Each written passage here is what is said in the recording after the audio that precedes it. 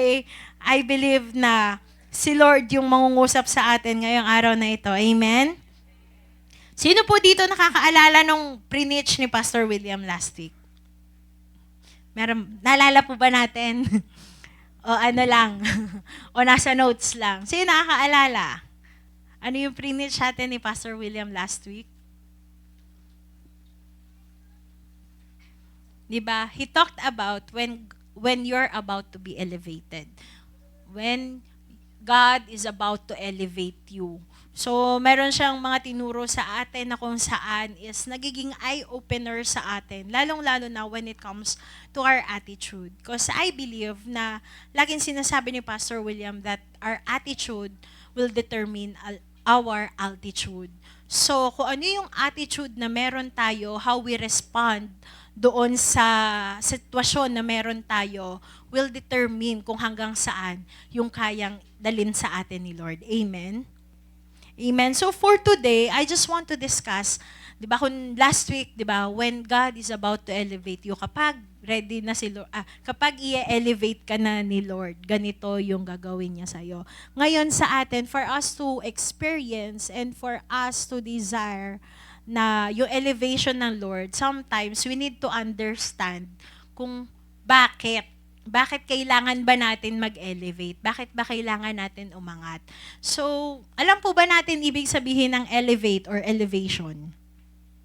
Naririnig natin siya kasi laging sinasabi ni Pastor divine elevation, nakikita natin, declaration natin, divine elevation or elevation, worship, elevate, so on and so forth. But do we really know what's the meaning of elevate? Level up. What else? Ano pa po? Other than level up. So, meron pa po ba? Lift up. Ano pa po? So, maraming words na pwedeng mag-describe sa elevate. So, elevate means to be lifted up to a higher position. So, yung elevation, makikita natin siya or maintindihan natin siya kapag tayo mismo from one position, we have been lifted up to another or naitaas tayo. 'Di ba? So, sa atin, sa generation or sa panahon natin ngayon, most of us, 'di ba? Kung titignan natin sa trabaho, it is also called promotion. So, you are being promoted from one level to another. But you know, there's a difference between elevation kasi and at the same time sa pwedeng promotion na ma-receive natin. Kasi, di ba, minsan sa atin, ang promotion is from one level to another. Yung next level lang, yung pwede mong ma-experience, especially sa trabaho. But when it comes to elevation, it's beyond doon sa level na meron ka. Pwede kang mag-skip ng isang baitang para makapunta dun sa next level. So meron, 'di ba, sa mga students, meron dito yung tinatawag na Grace, ano yung sa'yo? Yung, 'di ba, nag-skip ka ng grade na-accelerate. So, meron siyang in-skip na grade. Ilang beses ka na-accelerate? Isa, dalawa? One? Anong na-skip mo? Ha? Grade? Prep? So, meron kasi, di ba, yung iba kailangan mag-undergo pa ng preparatory kasi yung age nila, hindi akma. So, merong mga na-accelerate din. And the perfect example of elevate is yung elevator. Lagi sinasabi ni Pastor, yung elevator, yung elevator. But you know what? There's beauty in elevator. Do you know the difference between elevator and escalator? What's the difference? Po? Mas mabilis, straight up. Straight ang elevator. Ang escalator, you have to go from one level to another. Tama? Kahit gaano pa yang kataas, you still need to pass through certain levels para makapunta ka sa taas. You know, ako po, mahilig ako na kapag pumupunta kami sa ibang bansa, gusto kong pinupuntahan yung mga famous places na doon sa certain country. For example, sa sa Korea, meron silang tinatawag na Seoul Sky. So si Seoul Sky, pasok siya sa top 10 highest buildings around the world. 'Di ba? Tapos, nung nasa Taiwan kami, umakyat kami sa Taipei 101 naman. So, mahilig po ako na umakyat sa mga ganun. For experience lang. But you know what? Doon sa mga places na yon, for you to go to that certain height or sabihin natin level na kailangan mong puntahan, you have to ride an elevator. Kasi kung gusto mo na, for example, yun dun sa Taipei 101, para ma-reach namin yung doon sa level, hindi pala siya, before kasi hanggang 101 floor lang siya, pero ngayon, mas mataas na siya eh. So, parang ang pinakamataas na pasukan namin or na nababaan namin sa Taipei 101 is 108 or 109th floor. So, imagine niyo po, kung nasa ground level kayo, aakyat kayo sa 108th floor gamit ang escalator, ilang oras kaya bago kayo makaakyat doon? Imagine niyo yon. Gaano katagal yung oras na bubunuin nyo para makaakyat kayo doon? Escalator yan, paano kung stairs pa? Di ba? Mas matindi. Baka natulog ka na lang sa stairs, bukas na lang ako ulit, hanggang 10 lang muna yung kaya ko ngayon. Pero alam nyo po, nung kami sumakay sa elevator, it only took us 48 seconds to be in that level. So, can you imagine? 48 seconds lang yung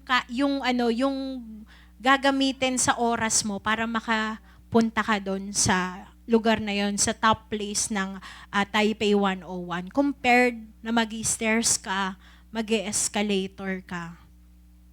So can you see, ganoon yung kayang gawin sa atin ng Lord. Sa iba, they might think na parang you have to go through certain levels bago ka ma-reach. Halimbawa, sa trabaho, di ba? Kaninang umaga, tinanong ko si Brother Julian kung ilang levels from teller to become a branch manager, ilang levels yung kailangan niyang pagdaanan para ma-reach niya yung pagiging branch manager. Sabi niya 5. Tapos, yung kanila Shaira naman, tinanong ko, sabi niya marami. Sobrang dami. Parang mahirap bilangin kasi may mga sub-levels pa sila before mo ma-reach na maging director ka ng company na yon. But you know what? With God, nothing is impossible. Naniniwala po kayo doon? Naniniwala po? Amen. Just like Joseph. We're all familiar with Joseph. Tama?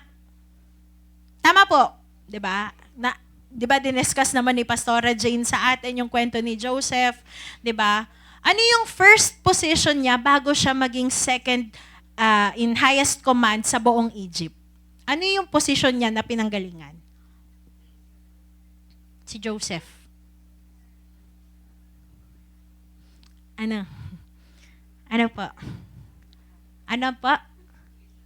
Prisoner. Tama. He was a prisoner bago siya naging kanang kamay ng Pharaoh. Naging second highest command. Kasi una, si Pharaoh eh. And second siya na most powerful person doon sa entire Egypt. So can you imagine, natulog lang siya. Paggising niya, sinabi na kung saan hindi ma-interpret yung dream ng hari, ng Pharaoh.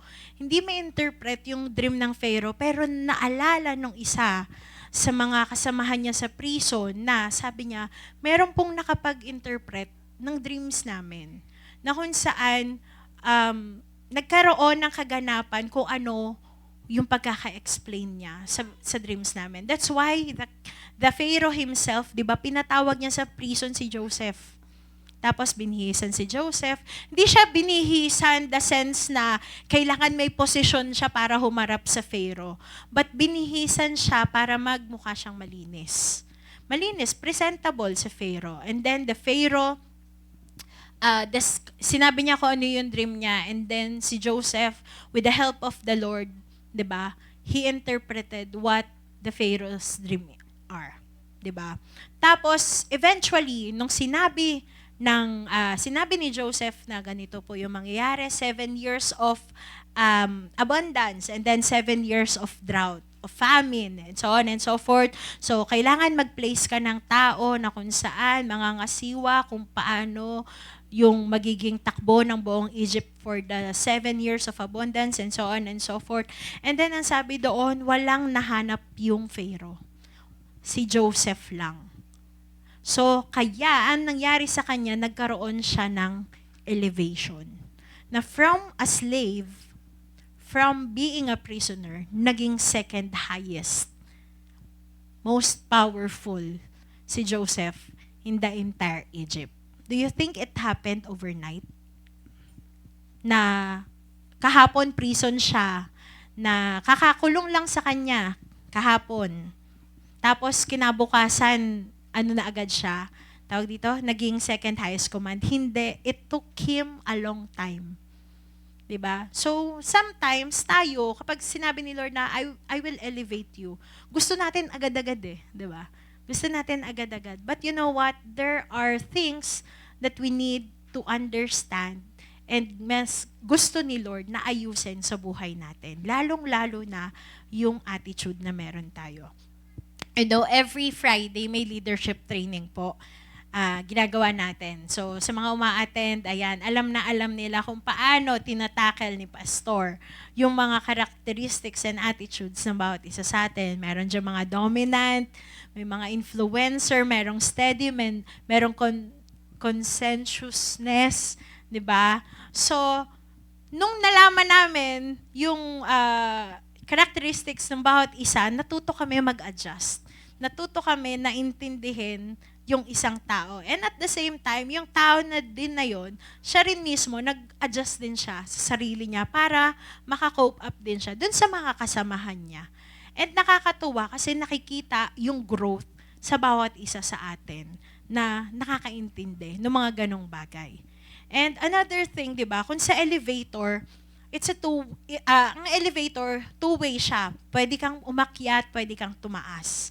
Now, kung ano natin siya sa atin, halimbawa dito, sa ating kalagitnaan, elevator or sa buhay natin, ang elevator natin, for us to reach God, for us to reach the presence of the Lord, is through praise and worship. Praise and worship ang nagbe-benefit nun. That's the only time na si Lord ang nagbe-benefit. Why? Because we are lifting up our praises to the Lord. So, taas nyo nga po yung dalawang kamay nyo. Mahirap po ba? Hindi. Extended hands. So, sa mga trainees, anong tawag dito? Yada. Okay, so you may bring it down. So, yada. What's the meaning of yada? Extended hand, lift up holy hands. So sa atin, during praise and worship time, whenever we sing praises before the Lord, alam niyo po, yung pagkanta natin dito, pagtugtog, it's not simply singing songs, but we are worshiping the King of Kings, the Lord of Lords. We are declaring what the Lord has done, who God is in our lives, and what He has done in our lives. So, kung tayo, magiging thinking natin na, ay, mamaya na lang ako pupunta sa church kapag word na, kasi praise and worship pa lang naman. You know, you are missing the point. You are missing the point na kung saan, just like an elevator, God can open that door for you. So kung imi-miss natin yung praise and worship, you are not opening your doors. Laging prayer natin, Lord, open our hearts, open our ears. How can you open such things if you yourself will hinder kung paano siya dapat buksan? That's why yung praise and worship natin, sobrang halaga po niya. na hindi lamang natin siya tignan na kumakanta lang kami dito, tumutugtog, sumasayaw, but we are offering our praises before the Lord. And at the same time, yung pagtaas ng kamay, hindi lang siya basta dahil gusto lang namin magtaas ng kamay and so on and so forth. Kaya ko po kayo pinaganyan. Para maunawaan nyo kung bakit kami nagtataas ng kamay. Unang-una, dalawa lang naman po yan eh. Unang-una, we lift up our holy hands or we extend because we surrender everything kay Lord. When you lift up your hands, whatever situations you are in, 'di ba? It's like, Lord, I surrender my life to you. Wala na akong magagawa. Hindi ko alam kung paano ko lulusutan, paano ko malalagpasan tong kinahaharap ko ngayon. But I am surrendering everything because I know that you are in control. And another thing, we are lifting our hands because we are ready to receive from the Lord. Are you ready to receive from the Lord? Amen. Kaya pag praise and worship, let's have this thinking. I am lifting my hands not because nakikita ko lang sila, but I am surrendering to the Lord. I am saying, Lord, have your way. And at the same time, Lord, I am ready to receive your promises for my life. Amen? Amen. Amen po. That's why, 'di ba, ganun kahalaga yung praise and worship. Kaya wag natin siya iti-take for granted kasi that's the only time na si Lord yung magbe-benefit sa atin. And 'di ba? Yung praises natin, sabi sa kanta, our praise goes up, your rain comes down. The rain can be a blessing, 'di ba? The rain of the Lord is God's blessing for each one of us. And also kanina, sabi dun sa kanta, 'di ba? God is awesome in this place. We sense His presence as we sing His praise. Because there is power here for miracles. Do you want miracles to happen in your life? Praise the Lord. To set the captives free. You want to be free of anything? Praise the Lord. Diba? Lift up your holy hands before the Lord. And sabi doon, make the broken whole. Only God can make you whole again. Okay? So, ayun po. So, gaanon kahalaga yung praise and worship sa buhay natin. Amen. That's why, para sa atin, para maintindihan natin, bakit ba gusto natin, or bakit ba gusto ni Lord na i-elevate tayo ngayong taon? Kasi I believe na this timely word is not just for few people here, but it's for every one of us. Diba tayo, kung gusto natin malaman or magiging result ng isang bagay, inaalam natin kung bakit. Ano yung mga process, ano yung mga dapat nating makita, diba? Yung mga pros and cons in everything. So that's why, kapag i-elevate tayo ni Lord, may mga rason kung bakit ka gusto i-elevate ni Lord. Unang-una, first reason ng Lord is because He has a plan for you. He has a plan for your life. Very common, Jeremiah 29:11, for I know the plans I have for you, declares the Lord, plans to prosper you and not to harm you, plans to give you hope and a future. Hindi dapat enough na alam natin itong verse na to, kundi dapat unawain natin na si Lord may plano siya sa buhay natin. Hindi man umaayon yung nakikita natin yung sitwasyon sa buhay natin ngayon dun sa gusto natin, but believe God na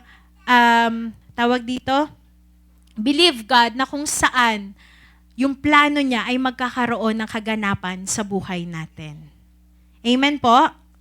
Amen. And also, sabi dito, hindi natin minsan naiintindihan, Lord, bakit ganun? Ito yung pinangako mo sa akin.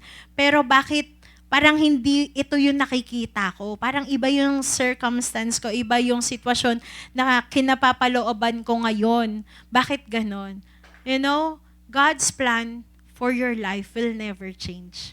Kahit na minsan nagpapalit tayo ng daan, nagkakaroon tayo ng routing sa buhay natin, yung plano ng Lord sa atin, sa buhay natin, still magkakaroon pa rin ng kaganapan. Because in 1 Corinthians chapter 2, verse 9, sabi dito, that is what the scriptures mean when they say, no eye has seen, no ear has heard, and no mind has imagined what God has prepared for those who love Him. Do we love the Lord? Amen? Do we love the Lord? So naniniwala ako na kaya hindi pa nire-reveal sa'yo ni Lord yung kung ano yung magiging takbo ng buong buhay mo. Kasi baka mamaya, pangunahan mo na agad si Lord.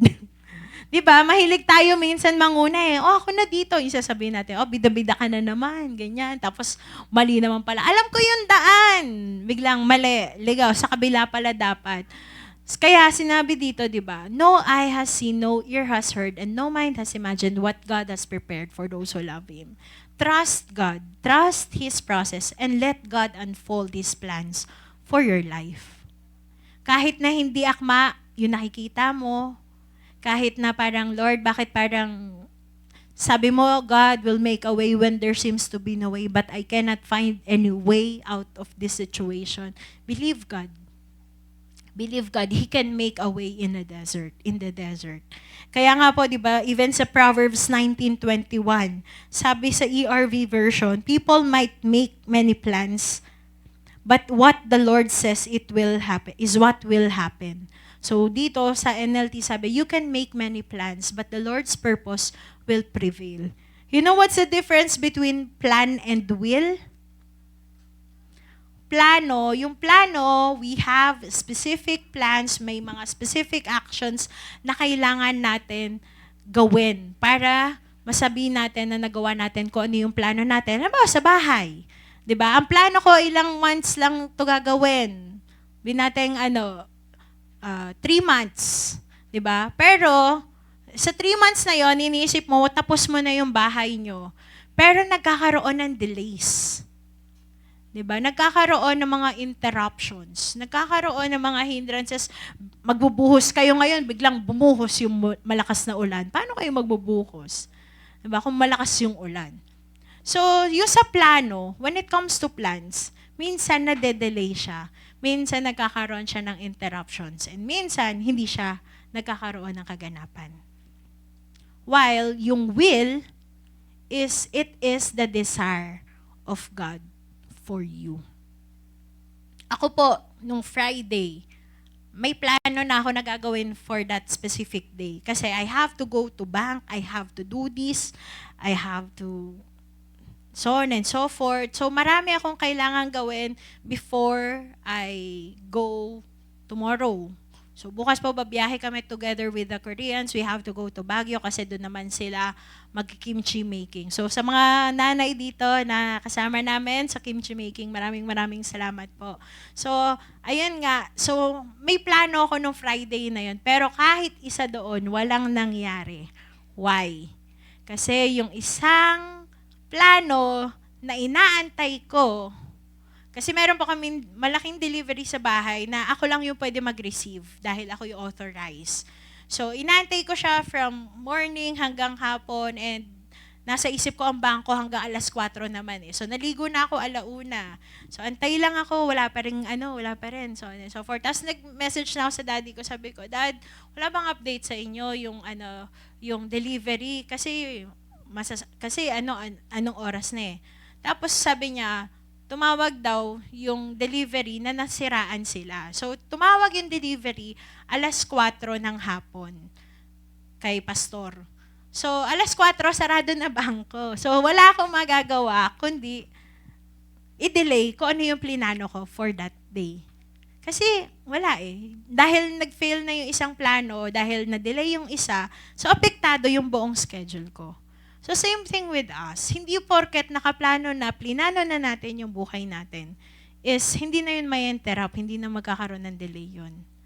But you know, yung will ng Lord sa buhay natin, magkakaroon yun ng kaganapan kasi yun yung dinesire niya para sa iyo at para sa akin. So no matter what situation we are in, believe that the will of God will come to pass in your life at the perfect time. Amen? Another thing, God wants to elevate you because He has works for you to do. Merong merong trabaho tayo na dapat gawin. Sabi, God has works for you to do. In Ephesians 2:10, for we are His workmanship created in Christ Jesus for good works, which God prepared beforehand that we should walk in them. Each and every one of us, meron tayong kanya-kanyang trabaho. Yung iba, sabi natin, estudyante pa lang ako eh. Yes, of course. Yung iba nagtatrabaho na. But you know, when it comes to the kingdom of God, we all have works to do. Like for example, last Friday, wala po sila Pastor William. So, kailangan merong magtuturo. So, syempre, hindi po ako yung nagturo. Ang nagturo po last Friday is si Sister Faith. Sister Faith Mendoza, preparing for Youth GVS, and yung topic niya, Opportunity Knocks. So, kung titignan nyo, kung kami lang ng kami yung gagawa, paano kayo magbe-benefit?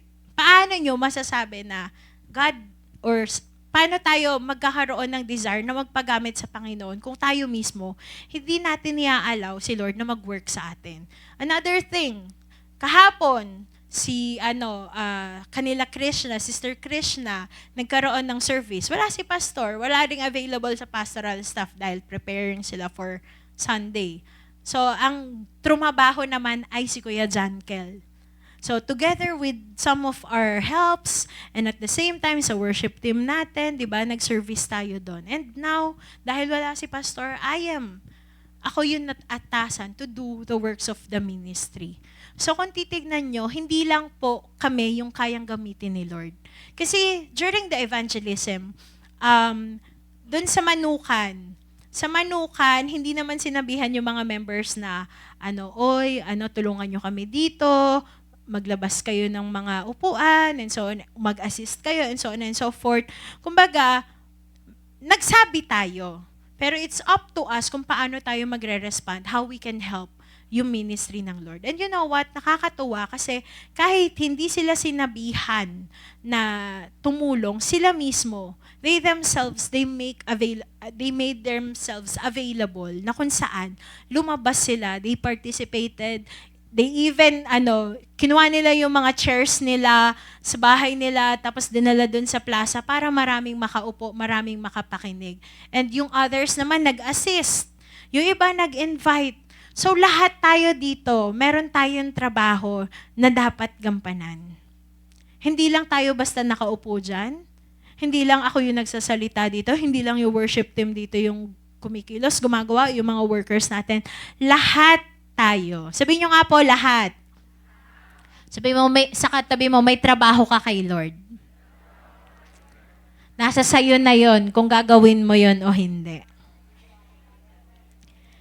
So, let's believe in God and continue doing what He wants us to do, for we believe that at the proper time, we will reap the promised harvest na binigay sa atin if we do not give up. We can read that in Galatians 6:9-10.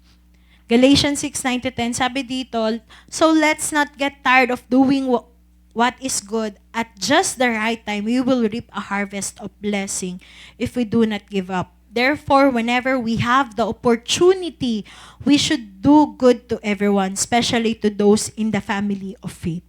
So naniniwala po ako na lahat tayo dito tinawag ng Lord. Amen?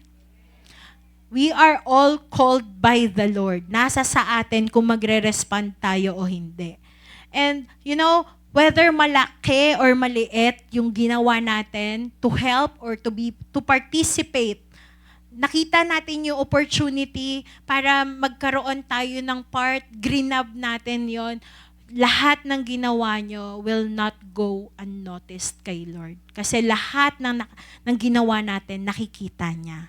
Whether small, big, pinag-pray mo yung isang kabataan doon, nakita ni Lord yun. And God will reward you. God will surely reward you for all the works na ginagawa natin pagdating sa kanyang kaharian.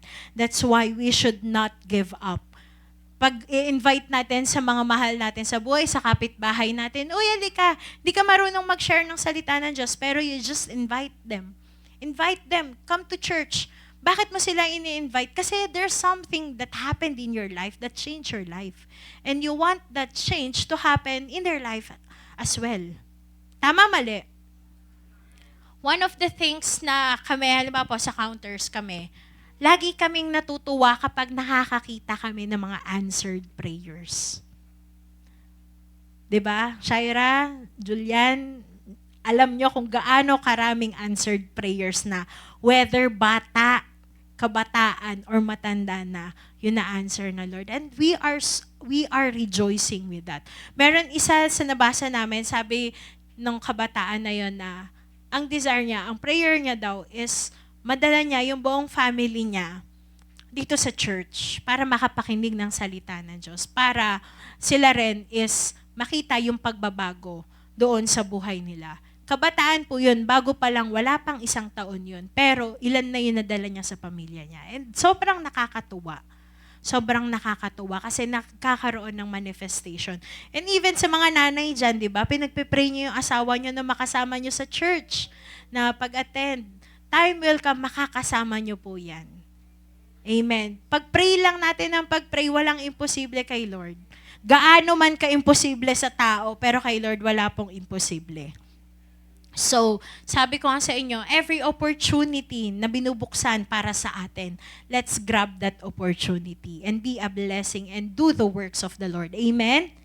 Amen. So, number 3, God wants to elevate you because He is the one who causes promotion. Sabi ko nga po sa inyo, di ba kanina, yung promotion, meron siyang levels. May sinusunod sila na level, hindi pwede yung teller ka lang, tas gusto ka i-promote ng boss mo, magiging branch manager ka na agad. Pwede ba yon sa trabaho? Hindi. Pero pagdating kay Lord, walang imposible. Amen? So, naniniwala ako na it is God who will cause promotion to happen in your lives. Malabo man sa paningin natin, kayang-kaya gawin yun ni Lord in an instant. Amen. So in Psalm 75, 6-7, makikita nyo rin siya sa notebooks po natin, kung binubuksan at nagsusulat tayo, di ba? So binigay natin, sabi dito, this I know, the favor that brings promotion and power doesn't come from anywhere on earth. For no one exalts a person but God, the true judge of all. He alone determines where His favor rests. He anoints one for greatness and brings another down to his knees. So sabi doon, He alone determines where favor rests. Do you want the favor of the Lord to rest in your life? Amen, di ba? Lahat tayo gusto natin. Gusto natin na yung pabor ng Lord maranasan ng buhay natin. Maranasan natin. Naranasan na natin. Siyempre, mas gugusto yung palalo nating maranasan. Para ano? Para ma-fulfill natin yung pinapagawa sa atin ng Lord to do His works. Kasi, di ba, yung promotion, nanggagaling siya kay Lord. And, you know, when God promotes you, no one can demote you. Kapag si Lord yung nag-establish sa'yo, si Lord yung naglagay sa'yo in that specific place, walang kahit sino man ang pwedeng magpaalis sa'yo. Kasi yung protection ng Lord sa'yo, nandoon. Kasi siya yung naglagay sa'yo doon. Kahit anong paninira na gawin sa'yo ng isang tao, hindi ka maaalis doon. Bakit? Kasi si Lord lang yung naglagay sa'yo doon. At si Lord lang ang kayang mag-alis din sa'yo sa lugar na yon. Amen? At hindi naman pwede na i-reject natin yung promotion. Bakit? Gusto ba natin kung ano yung sapat na, kung ano yung meron lang tayo, yun lang yung mararanasan natin in our daily lives? Yung tipong yung budget nyo, halimbawa, sa isang linggo, ang budget sa isang linggo, sabihin natin na 7,000, 1,000 per day. Okay na to, sapat na to, nakaka-survive naman kami eh. Gusto nyo po ba yung ganon? Si Lord, ayaw niya na sapat lang yung nararanasan. Gusto niya yung more than. More than doon sa kung ano yung nakikita natin. Kasi nga, yun yung plinano niya sa buhay natin. Kaya gusto niya i-elevate tayo para makita natin na siya lang yung kayang gumawa ng ganitong bagay sa buhay natin. And at the same time, hindi lang basta hindi lang gusto ni Lord na i-elevate tayo, kundi yung bawat aspeto ng buhay natin. Whether finances, physical, spiritual, emotional, gusto ni Lord na mag-elevate lahat yan. Every aspect of your life. Kaya kapag in-elevate tayo ni Lord, isang factor na alam ko is lahat yan is mag-elevate din. Kasi nga, di ba, pine-prepare tayo ni Lord for something greater beyond our expectations, beyond our imaginations. If we are only open to what the Lord can do in your life, then you will see it. You will see it. Kasi ganun yung plinano ni Lord para sa buhay natin. Ganun yung gusto niya na magkaroon ng kaganapan sa buhay natin. Because God wants us to be the head and not the tail. Do you believe that? Alam niyo po yung difference ng head tsaka ng tail. Bukod sa taas at tsaka sa baba siya. The head experiences everything that is good. Yung tail, yung tira-tira na lang. So ano yung gusto nyong ma-experience? Yung tira-tira na lang o yung the best? The best. We all want to experience the best, right? So sa Deuteronomy 28:13, sabi dito, "And the Lord will make you the head and not the tail, and you shall only go up and not down, if you obey the commandments of the Lord your God, which is I command you today, being careful to do them." Sabi doon, di ba, you shall only go up and not down. The only way is up. Gusto ni Lord, pataas ka, hindi pa baba. Yung mga tao gusto ka ibaba, pero si Lord, pag si Lord ang nagtaas sa'yo, hindi ka kayang hilahin pababa ng mga taong naninira o nakapaligid sa'yo. Amen? Life is moving. That's why God is also moving. And yung sa promotion na alala ko kanina, 'di ba?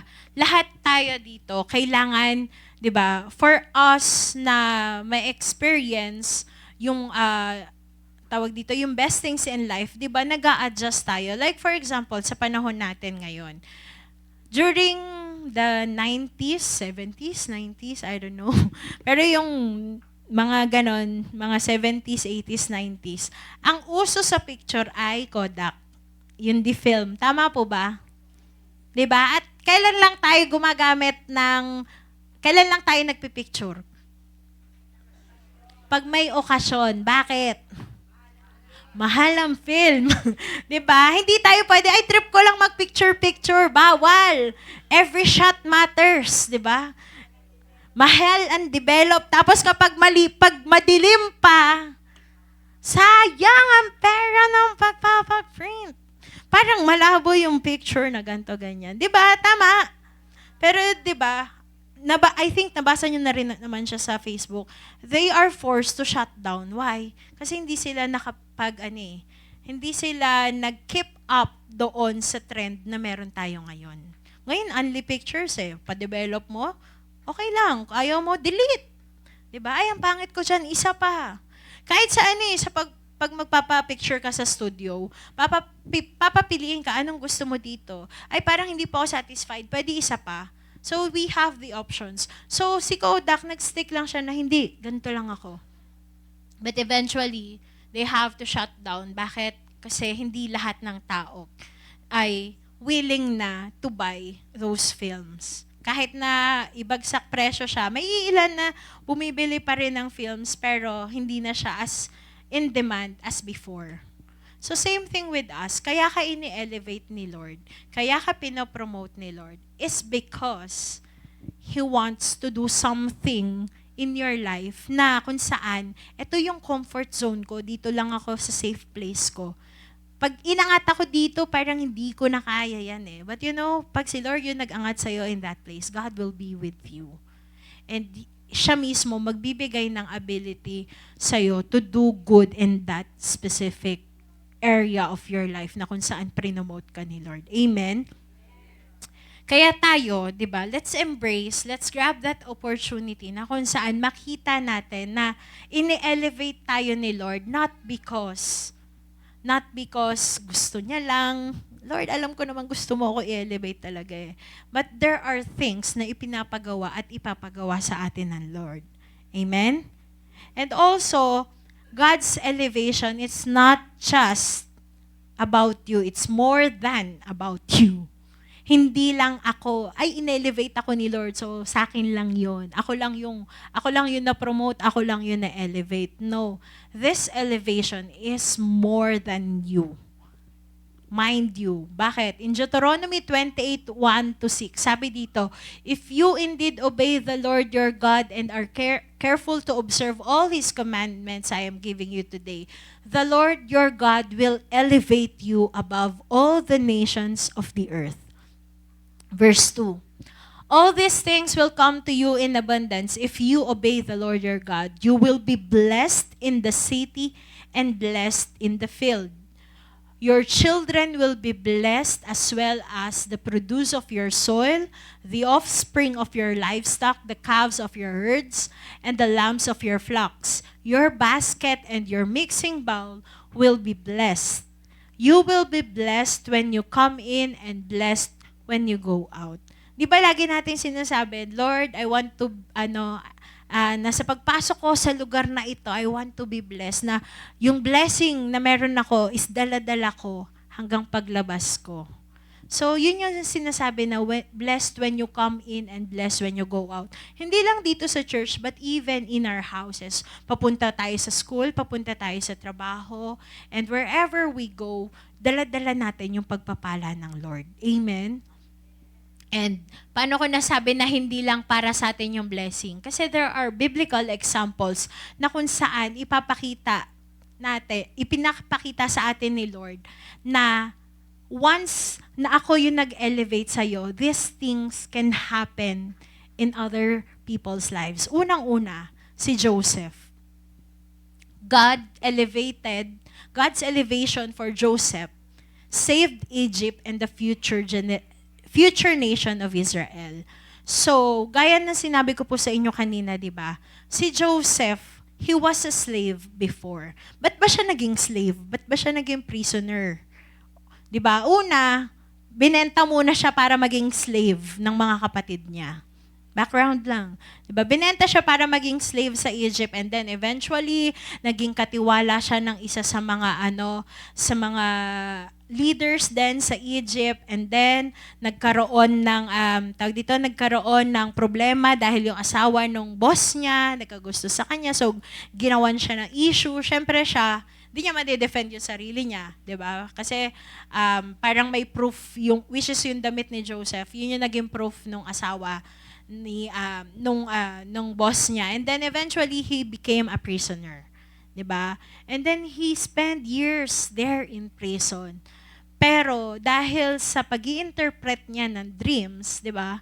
God already showed him what his life will be like. Pero yung mga taong nasa paligid niya, 'di ba? Hindi agad pinaniwalaan ko ni sinasabi niya, kundi nilook down siya, and at the same time sinabi na huwag ka masyado mayabang, and so on and so forth. We really don't know kung ano pa yung masasakit na salita na sinabi. But anyway, sabi ni Joseph, in the latter part, dito sa Genesis 45:5-7, sabi niya, kausap niya yung mga kapatid niya, but don't be upset and don't be angry with yourselves for selling me to this place. It was God who sent me here ahead of you to preserve your lives.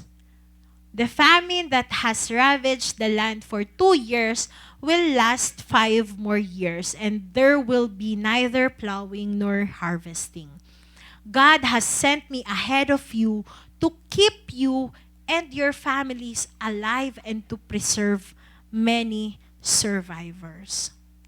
So, kung iisipin natin, kung si Joseph, sarili lang niya yung iisipin niya, pwede niyang sabihin, kasi, di ba, kung sa panahon natin, just like, di ba, nagkaroon tayo ng COVID, di ba, nagkakaroon tayo ng shortage nagkaroon tayo ng time na nagkaroon tayo ng shortage sa biogesic, sa mga mask, alcohol, di ba? Tapos sasabihin na, ay, doon ako nakabili. Anong gagawin natin? We will go to that certain place para bumili nung kailangan natin, kasi wala tayo eh.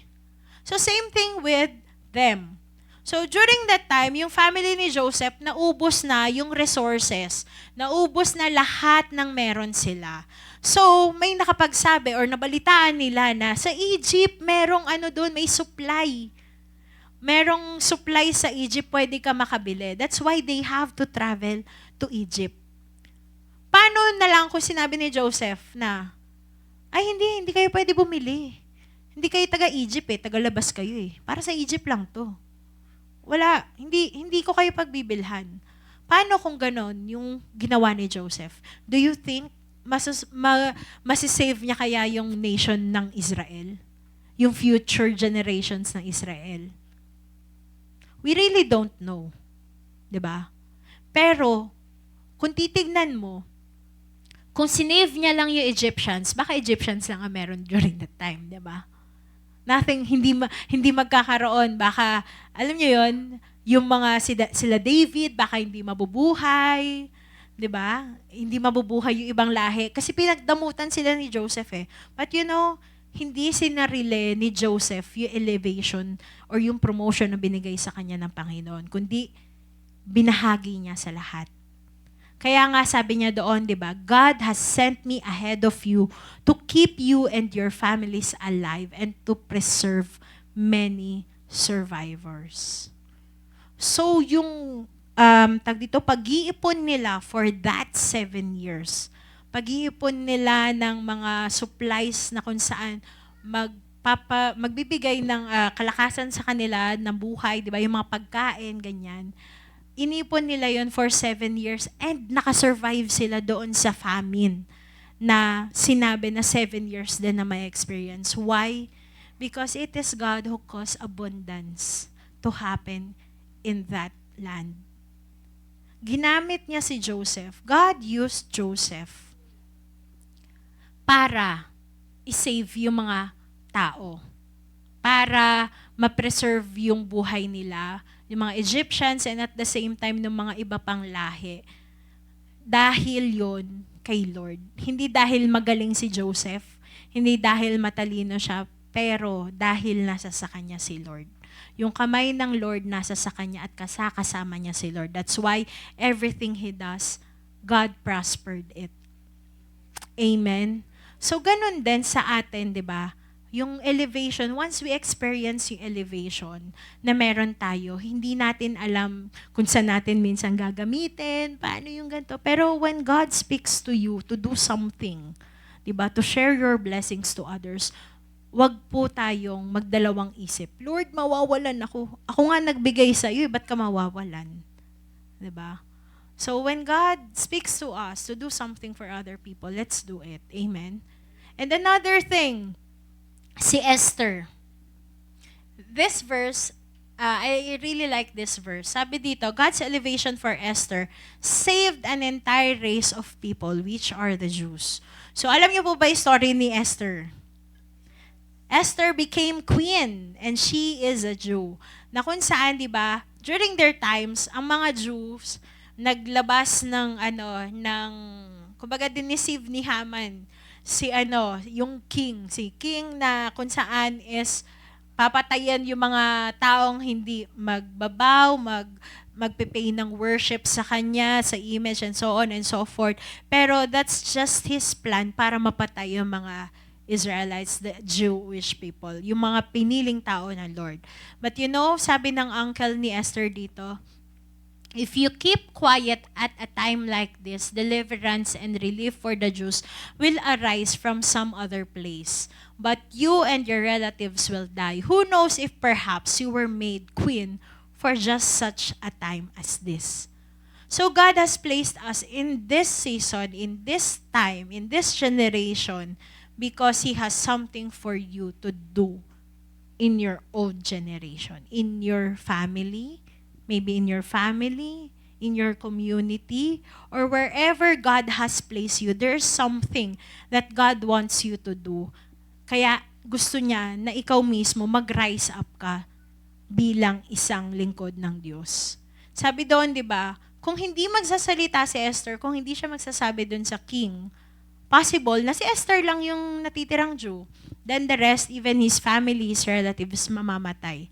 Bakit? Kasi yun yung decree patayin lahat. And those people, they are not worshiping or bowing down doon or hindi sila sumusunod. Not because trip lang nila, but because they serve God.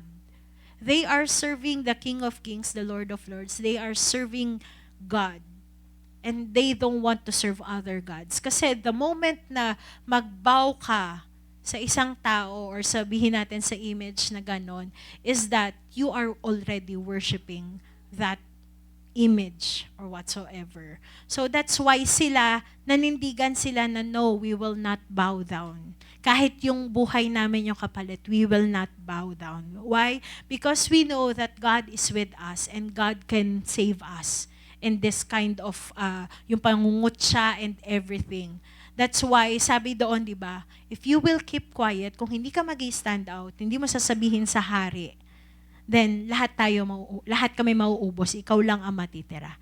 That's why si Esther nagpa-call siya ng prayer and fasting, di ba? Sa lahat ng Jews, sa lahat ng kalahi niya. And bago siya humarap doon sa king para kung ano man yung sasabihin niya sa hari. And then eventually, nung nalaman yun ng hari, di ba, anong ginawa? Si Haman mismo, siya yung pinalagay doon. Siya yung sa pole na pinagawa niya. Diba? Siya mismo yung hinang doon, even yung family ni Haman. So those people, they will try to harm you. But if you know that God is with you, then it is God who will defend you in such time. Diba? In such a time like that. And another thing, si David, God's elevation for David saved them from the Philistines, not just the Philistines, but also iba pang lahi, and also conquered the land promised to Abraham, Isaac, and Jacob. And you know, paano kung si David, di ba? Si David, nag-desire siya na, di ba inutusan siya, tapos naririnig niya yung pangungutya ni Goliath sa kanila sa kanilang mga Israelites di ba? Paano kung hinayaan niya na lang yung sarili niya na, hindi, magte-tend na lang ako ng sheep dito, mag-aalaga na lang ako, anong pakialam ko dyan, bahala sila, and so on and so forth. But you know, hindi niya hinayaan na mapahiya si Lord. Hindi niya hinayaan, that's why he stood, kahit na sobrang liit niya, di ba? Ang liit niya daw. He stood there, nadala-dala niya yung pangalan ni Lord. Kaya kanina, 'di ba, sabi doon sa kanta natin, 'di ba? How beautiful, how wonderful Jesus your name, the name above every name. Si David, ang dala-dala niya a sling, a stone, and the name Jesus, the name God. Hindi pa yung Jesus the name Lord, the name God. Why? Kasi alam niya na si Lord ay nasa sa kanya. That's why God used David. And you know what? Kay David, before he go to war, or before niya sakupin yung mga lands na kung saan kailangan nilang masakop, he always asked God. Lagi siya nagtatanong na, should we go there? Should we fight? Lagi siyang nagtatanong kay Lord. Why? Kasi kapag sinabi ng Lord na yes, alam niya nakasama niya si Lord at magtatagumpay sila.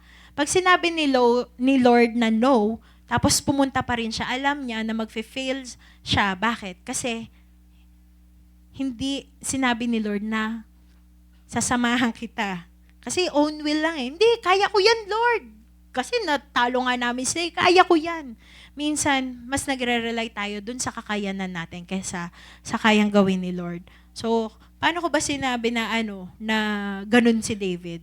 In 1 Samuel 23:2, sabi doon, David asked the Lord, should I go and attack them? Yes, you go and save Keilah, the Lord told him. Diba? The Lord told him. So sabi niya, David asked the Lord, should I attack them? Then sinagot siya ni Lord. Sabi niya, yes, go and save Keilah. And also, dito sa 1 Samuel 23:4, sabi din dito, nagtanong ulit siya. So David asked the Lord again, and again the Lord replied, go down to Keilah, for I will help you conquer the Philistines. Naghanap siya ng assurance kay Lord. Lord, sasama mo ba talaga ako? Talaga bang i-attack namin sila? Diba? Sa mga naglalaro dyan ng mga clans, diba? Should I attack? Ganun. Pero hindi naman nyo tatanungin si Lord, Lord, attack ba namin sila? But sinasabi dito is yung God's direction. And of course, yung sabi doon, di ba, I will help you conquer the Philistines. Hindi lang natin siya dyan mababasa, even in 1 Samuel 38. Then David asked the Lord, should I chase after this band of raiders? Will I catch them? And the Lord told him, yes, you go after them. You will surely recover everything that was taken from you. So lagi siyang nagtatanong kay Lord, Lord, punta ba kami dito? Lord, punta ba? Gawin ba namin to? And so on and so forth. And then eventually, he conquered the lands, the promised lands. The promised lands na prinamis ni Lord kay Abraham, kay Isaac, kay Jacob. Hindi lang sa kanilang tatlo, kundi dun sa mga lahi nila. 'Di ba? Sa lahi na kung saan pinangako ni Lord yung mga bagay-bagay nito. That's why, 'di ba? Also, dun sa elevation, when God elevates you, just like Daniel.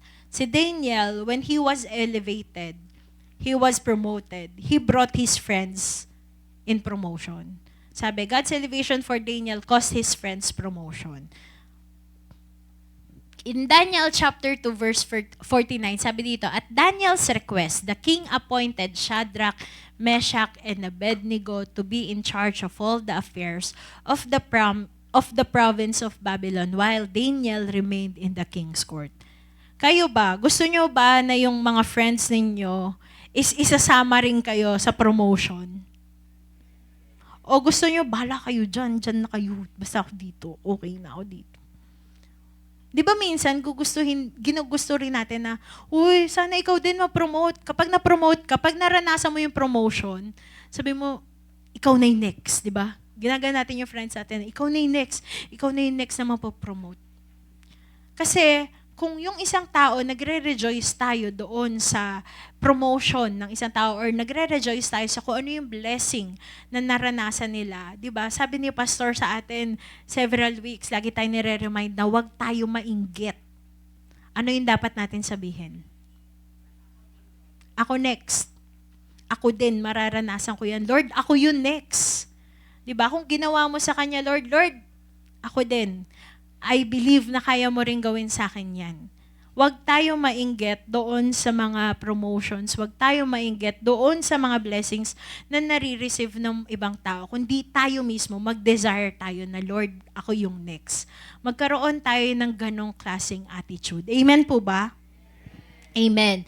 And last but not the least, God's elevation for your life benefits your family. Naniniwala kayo dyan?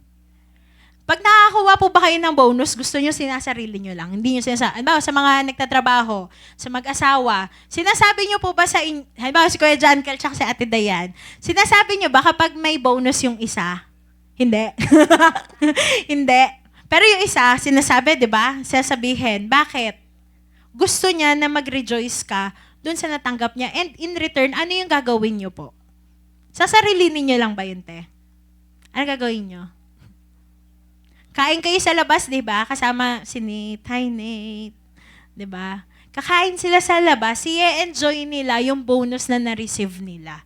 Kaya nga sabi ko sa inyo, yung promotion na nare-receive nyo, or yung elevation na nare-receive nyo is not just for you. It's not about you, but it's also for your family, for the people around you. Kasi dito in Deuteronomy 28, 2-4, sabi dito, you will experience all these blessings if you obey the Lord your God. Your towns and your fields will be blessed. Your children and your crops will be blessed. The offspring of your herds and flocks will be blessed. Gusto nyo po ba yun? Gusto nyo ba na kayo na-experience nyo yung blessing pero yung mga anak nyo, ay bahala sila. Di ba hindi? Gusto nyo, kung ano yung nararanasan nyo, bilang mga magulang, mararanasan din ng mga anak nyo. Same thing with the mga anak, di ba, na nagtatrabaho. Kung ano yung nararanasan natin, gusto natin, ipaparanas din natin sa magulang natin. Kaya nga tinitreat natin yung mga magulang natin, di ba? Nakapunta tayo sa iba't ibang lugar, gusto natin isama din yung mga magulang natin, di ba? Tama ba mga kabataan, sa mga nagtatrabaho? Diba? Hindi ka nagde-desire para sa sarili mo lang. But you are desiring things for your family, and at the same time, for the people around you. That's why when God elevates you, always remember that it's not only for you. It is not about you. At hindi mo dapat sinasarili yan, kundi dapat binabahagi mo rin siya sa ibang tao. Hindi ko sinasabi na kung halimbawa promotion, bigay agad. Ano nyo agad, tawag dyan, treat nyo agad yung ganto ganyan. But you know what? There's blessing in obedience. I believe that the Lord will speak to you to do something. And if we obey the Lord, diba, in doing such things, eventually, what He promised you, magkakaroon ng kaganapan sa buhay natin. Amen po ba? God's elevation of your life affects a lot of people around you. Dalawa lang yan. Either they will rejoice with you or they will say some things na hindi naman, alam mo yan, out of inggit ba? Yung sinasabi natin. Kaya nga sinasabi, di ba, huwag tayo mainggit. Kundi mag-desire tayo na, Lord, ako yung next. And also, it is not about you. It is about God using you. Kaya ka in-elevate ni Lord dahil gagamitin ka ni Lord sa generation, sa time na meron tayo ngayon. Amen? And also, last, God elevates you kasi gusto niya na makita mo na yung promotion, yung provision is nandoon sa path na lalakaran mo. Path na kung saan plinano para sa atin. Your provision, as you go with this life, di ba? Your provision is along the way. One of the things na sobrang natutuwa ako while studying, meron kasi ako isang nakita na isang picture na kung saan yung sa pinag-aralan ko po is may picture sila ng donkey, tas parang your donkey is there waiting for you. Sabi ko, bakit donkey? Though na-imagine ko na yung donkey is yung kay Jesus, yung donkey na sinakyan ni Jesus. Imagine niyo, ang utos ni Lord dun sa mga disciples niya, kunin niyo yung donkey na kahit sino hindi pa nakakasakay. Pwede ba yun? Di ba parang imposible? Very impossible, pero that donkey is waiting for Jesus. Si Jesus lang ang nakasakay doon sa donkey na yon. So, same thing, sinasabi doon na sinasabi doon na those provision, donkey is a provision. Those provision, nakaantay na yan sa'yo. Nandyan na yan. Nakaready na yan para sa'yo. What do you need to do? You just have to walk in that path, in that provision. And makikita mo eventually na as we do the works of the Lord, God's provision for your life, they will come along the way.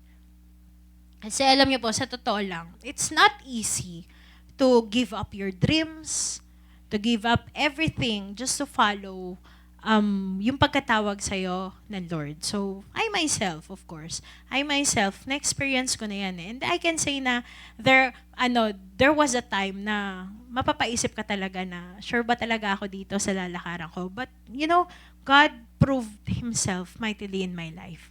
Na I was able to go to several places, not because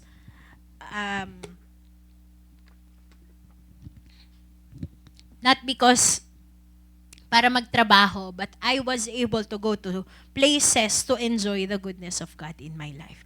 That's why I can say truly that God will provide everything that you need as we walk in this life. Dahil yun yung pinangako niya sa atin. Dahil walang imposible pagdating kay Lord eh. Kaya nga po, di ba? Sa Matthew 6, 31 to 34, sabi dito, so don't worry about these things, saying, what will we eat? What will we drink? What will we wear?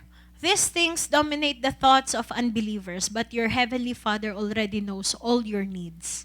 Seek the kingdom of God above all else and live righteously, and He will give you everything you need. 34. So don't worry about tomorrow, for tomorrow will bring its own worries. Today's trouble is enough for you today. So kahit na anong imposible yung sitwasyon na meron kayo, always remember that God is with you. And ano man yung pangangailangan natin sa pang-araw-araw na buhay, whether bayarin yan sa bills, bayarin sa kung ano-ano man, pagkakautang and everything, God can provide everything for you. As long as we believe in the Lord. Amen? And at the same time, hindi lang basta believing we have to believe na kung saan, alam mo yun, ikaw mismo, Lord, I want to experience your miracle. I want to experience yung sinabi mo na kaya mong i-provide sa akin. 'Di ba? Yung para sa akin. Recognize the opportunities na binigay sa iyo ng Lord is for you to grab. Kung binigyan ka ni Lord na opportunity na to serve Him, to work for Him, grab it. Kasi we don't know kung kailan ulit yung opportunity. When we miss our opportunity, hindi natin alam kung kailan ulit darating yung mga opportunities. And of course, hindi naman lahat ng opportunities galing kay Lord We have to seek God, we have to ask God for directions para malaman natin kung etong opportunity ba na binubuksan para sa atin is from the Lord or not. And another thing na isa sa naintindihan ko is that kapag si Lord yung nagbukas sa'yo ng pintuan, nobody can shut it. Amen? Amen. God has a way that He can put things in front of you when the right time comes and meet the need and the blessing of your life. Ang tanong, ready ba tayo? Are we open dun sa work ng Lord? Na, anak, nagtitiwala ka ba talaga sa akin na kaya kong gawin to? 'Di ba? In Psalms 37:4-5, sabi doon, take delight in the Lord and He will give you your heart's desires. Commit everything to the Lord. Trust Him and He will help you. God will help you in times of need, 'di ba? Sa yung sa Made Me Glad, 'di ba? May very present help in times of need. Whenever you need something, every circumstance in your life, God is always there for you. You have to trust Him. Amen? Your circumstances in life, ano man yung sitwasyon nyo sa buhay nyo ngayon, God's ability to provide for you, hindi yun may hinder. Kahit na anong limit na gawin natin, na ito lang kasi yung meron ako, ito lang yung buhay namin, ganto ganyan, do not limit the limitless God. Amen?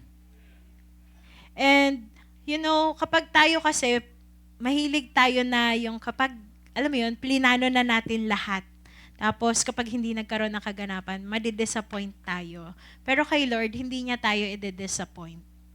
Hindi niya tayo i-disappoint dahil siya, yung lahat ng promises niya sa buhay natin ay magkakaroon ng kaganapan.